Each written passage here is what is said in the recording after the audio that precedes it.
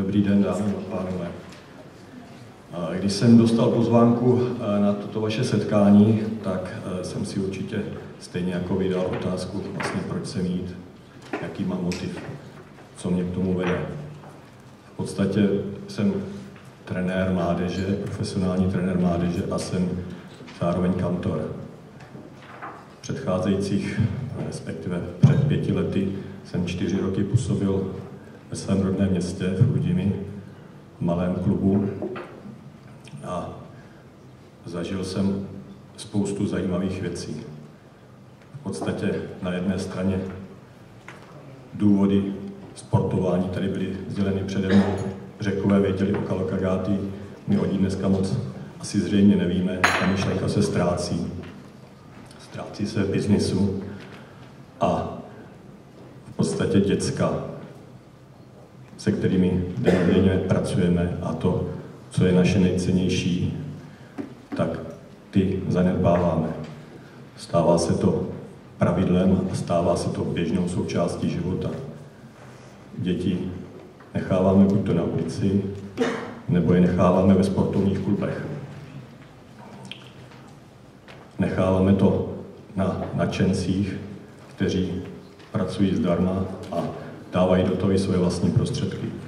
Čili ten motiv můj je v tom, aby nadšenci se nestráceli, aby nadšenci měli podporu a měli podporu státu, protože to je věc státu samozřejmě.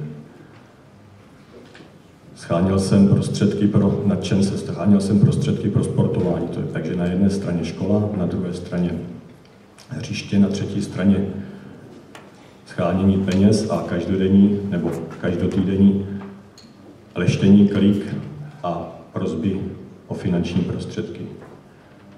Připadáte si kolikrát jako člověk, který chce něco pro sebe, jenom pro sebe, protože samozřejmě v současné době se podezřívá, když přijdete žádat o prostředky, co za to, proč, kam to půjde a tak dále, ale kam zcela oprávněně, naprosto oprávněně, tomu rozumím.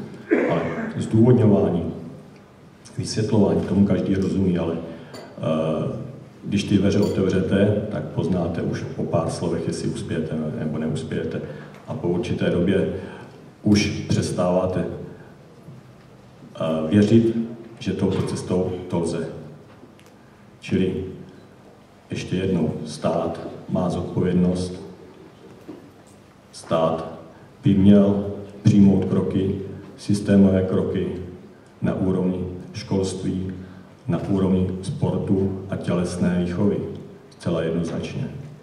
Aby se nám z důvodu, které jsem tady před chvilkou uvedl, dobrovolníci nestráceli, protože se budou dostávat do naprosto nedůstojných a neodpovídajících pozicí člověků, kteří jsou podezříváni od podnikatelů a i bohužel, musím říct, bohužel od rodičů, protože jestliže chcete členské příspěvky na děti, tak se jim to zdá příliš.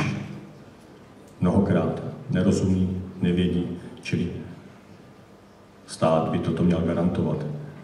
Těchto pár věcí jsem vám chtěl sdělit a to je můj motiv, proč jsem tady a proč vlastně této myšlence se stavím velice pozitivně. Děkuji vám za pozornost a přeji úspěch.